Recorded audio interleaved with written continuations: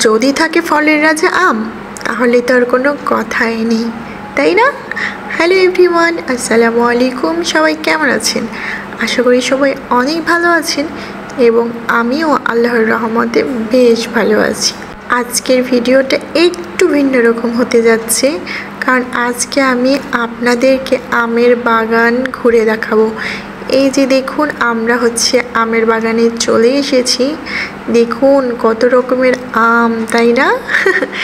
রাজশাহী কিন্তু আমের জন্য সেরা। এই যে দেখুন আমাদের আম বাগানে কত পরিমাণে আম ধরেছে। আমরা চলে এসেছি একটা আমের বাগানে, মানে এটা হচ্ছে আমাদের বাড়ির পাশেই আম বাগানটা, যে কারণে চলে এসেছি আমগুলো দেখার জন্য।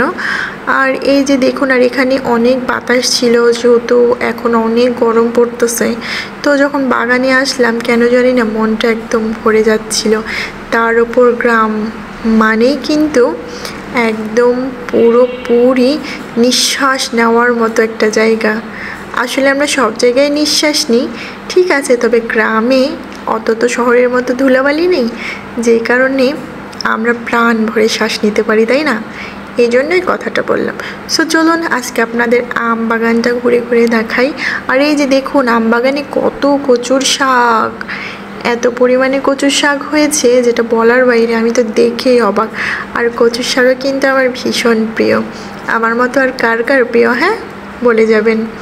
এই যে দেখুন ঘুরছি, আর এখানে শুধু আমি না, অনেকেই আছে। আমরা সবাই মিলে আম বাগানে এসেছি দেখার জন্য আমগুলো কত বড় বড় হলো এবং পেকেছে কিনা। যদিও পাকার সময় না এখনই, আরও বেশ কিছুদিন সময় লাগবে, মাত্র 8ই হয়েছে আমের মধ্যে। তারপরেও আমরা একটু ঘুরতে আসলাম। এই যে দেখুন আমরা ঘুরছি, আর এই যে এই দিকটা এখানে সবজি লাগানো, মানে সবজির গাছ লাগানো, এখনো সবজি হয় নাই।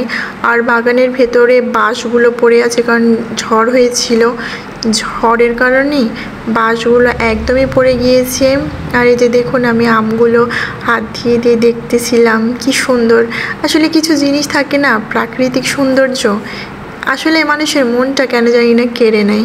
এই যে দেখুন বাঁশগুলো কেটে কেটে এখানে রাখা হয়েছে, যে কারণে এখানে একটু বেশি জঙ্গল বলে মনে হচ্ছে, তাই আমরা ভেতরেও যেতে পারতেছিলাম না। এমনিতেও অনেক দিন হলো পরিষ্কার করা হয়নি, যে কারণে একদম পুরো জঙ্গলে ভর্তি হয়ে আছে। তো কিছুদিন পরে এগুলো পরিষ্কার করলে সব ঠিক হয়ে যাবে। তো আপাতত চলুন এখন আমরা আমগুলোই দেখি। যে দেখুন কত আম ধরেছে গাছে, একদম পুরো ঝুমঝুম করছে আমে, কি সুন্দর, তাই না?